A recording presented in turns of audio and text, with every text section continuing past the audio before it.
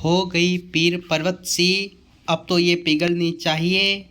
इस हिमालय से कोई गंगा निकलनी चाहिए।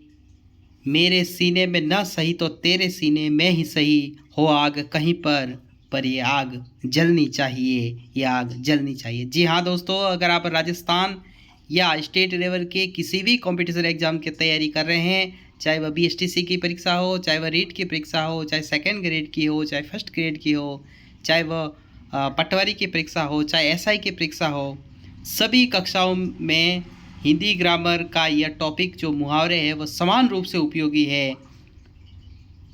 तो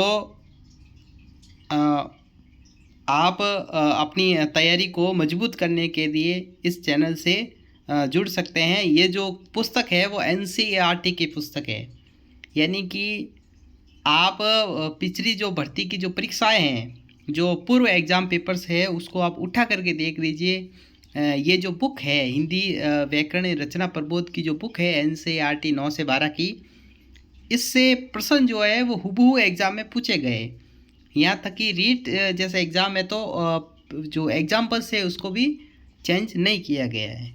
तो आप चाहे यहाँ से पढ़ो चाहे कहीं से भी पढ़ो, पर इस किताब को ज़रूर अध्ययन करना।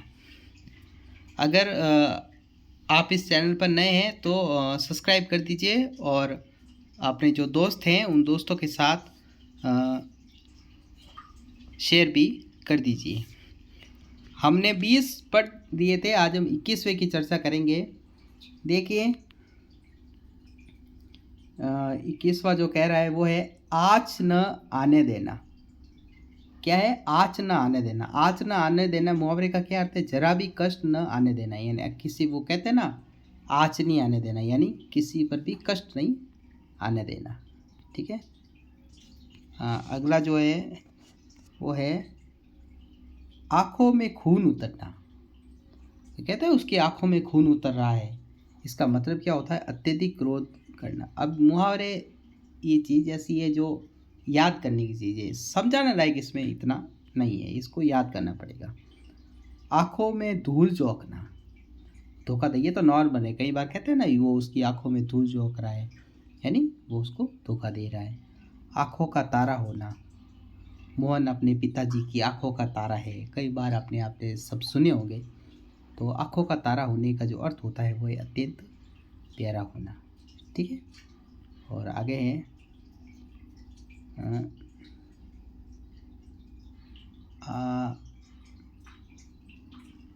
आंखें बिछाना। तो आंखें बिछाना का जो अर्थ है वो है प्रेम पूर्वक स्वागत करना। आंखें बिछाना का अर्थ है वो है प्रेम पूर्वक स्वागत करना। ठीक है। आंखों पर पर्दा पड़ना। आंखों पर पर्दा पड़ने का क्या अर्थ है? भले बुरे की परख न होना। आंखों पर पर्दा पड़ना यानी भले बुरे, यानी उसकी आंखों पे पर्दा लग गया, यानी अब उसका क्या है अच्छा है क्या बुरा है वो पता नहीं। ठीक है। आँच न आने देना। आँच न आने देने का क्या अर्थ है? जरा भी कष्ट न आने देना। ठीक है। वो कहता है मैं तेरे ऊपर आँच नहीं आने दूंगा, यानी कष्ट नहीं आने दूंगा। आंचल पसारना। आंचल पसारना का क्या अर्थ है? प्रार्थना करना। ठीक है। और ये देखो आंसू पोंछना। आंसू पोंछने का जो अर्थ है वो है धीरज व ढांढस बंधाना। आंसू पोंछने मुहावरे का क्या अर्थ है? धीरज व ढांढस बंधाना। आंधी के आम होना। क्या कह रहा है? आंधी के आम होना। आंधी के आम का मतलब क्या होता है? सस्ती चीजें। आंधी के आम होने का मतलब क्या है? सस्ती चीजें। आकाश के तारे तोड़ना का असंभव कार्य को अंजाम देना।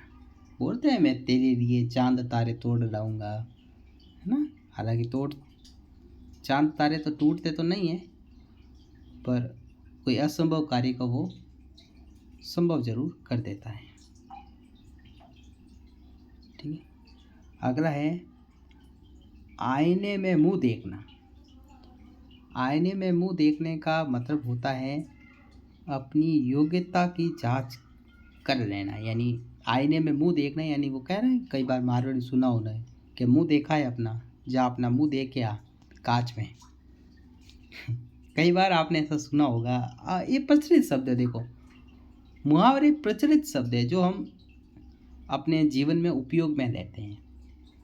ठीक है, कोई मान लो किसी परिवार में आपसे किसी सी मान लो किसी से झगड़ा हो जाता है, तो वो अगला व्यक्ति कहता है कि जा पहले मुंह देख के आ जा अपना, है ना।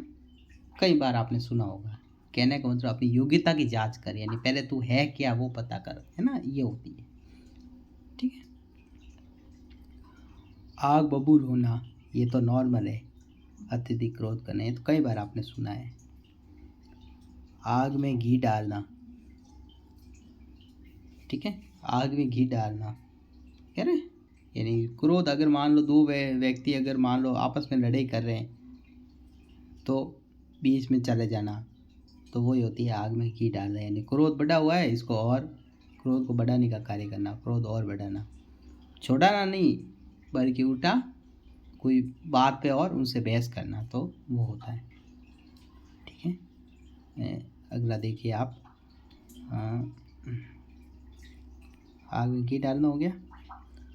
आटे दाल का भाव मालूम होना, आटे दाल का भाव मालूम होना है जीवन के यथार्थ को जानना। यानी कह रहे पहले आटे दाल का जो भाव है वो पता करके आ, फिर तुझे पता चलेगा कि ज़िंदगी क्या होती है। जी, यथार्थ का मतलब सच्चाई, यानी ज़िंदगी की जो यथार्थ है, ज़िंदगी का जो आईना है अपन ऐसे कह सकते हैं, उसको जानना। ठीक है, आटे दाल का भाव जो मालूम होता है, यानी ज़िंदगी के यथार्थ को जानता। अक्सर लोग कहते हैं शादी के बाद आटे दाल का भाव मालूम होता है, यानी जीवन क्या है वो बाद में पता चलता है। ठीक है, आग लगने पर कुआं खोदना।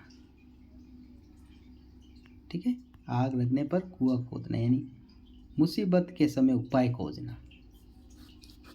आग लगी और कुआं खोदा तो इसका मतलब क्या, मुसीबत होती है, मुसीबत के समय कोई अपनी तरकीब सोचना, कोई उपाय सोचना जिससे कि वो काम सही हो सके। ठीक है, आड़े आना, ठीक है, तू मेरे आड़ा मत आ भाई, दूर हो जा, मेरे आड़ा नहीं आना, तो क्या होती है, बाधक बनना। ठीक है, आगे है आकाश टूटना।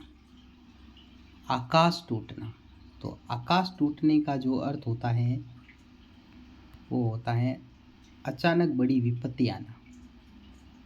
ठीक है, आकाश टूटने का अर्थ है कोई बहुत बड़ी विपत्ति आना।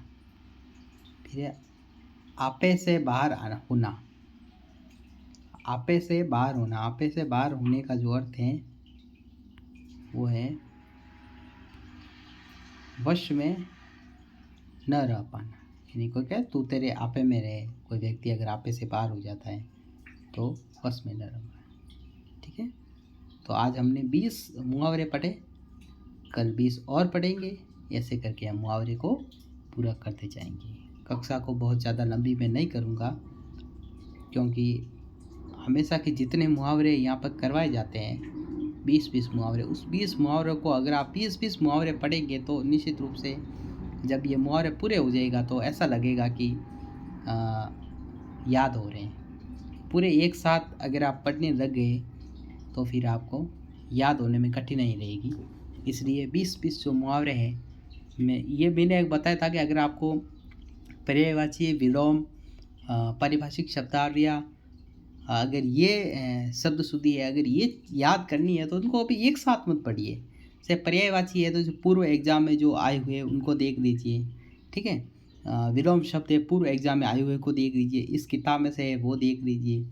ठीक है, और हमेशा के रूटीन बना के कि मैं रोज़ के 5 विलोम शब्द याद करूँगा, मैं रोज़ के 5 पर्यायवाची याद करूँगा, ऐसे मैं हमेशा के जो है वो 20 मुहावरे याद करूँगा। तो ऐसे अगर रूटीन चलती है ना तो निश्चित रूप से, और वापस रिवीजन भी, तो उससे क्या होता है कि बहुत सारा बेनिफिट होता है। यानी कि आपको इतना बेनिफिट होगा इससे कि आपको याद होता चला जाएगा। अगर आप इन सारी चीज़ों को पर्यायवाची, विलोम शब्द, इसको सब अब मान लीजिए कि आपको 50 मैं पर्यायवाची दे दूँ या आपको 100 दे दूँ, तो 100 को एक साथ आप याद करना थोड़ा मुश्किल है, ठीक है ना। और धीरे धीरे ही चीज़ें याद होती हैं। तो मिलते हैं नेक्स्ट पार्ट में। इसके अगला भाग आएगा, उसको आप ज़रूर देखिए और चैनल को सब्सक्राइब भी कर दीजिए, दोस्तों के साथ शेयर भी कर दीजिए। और हमारा प्रयास कैसा लगा कमेंट के अंदर ज़रूर लिखिए। जय हिंद, जय भारत।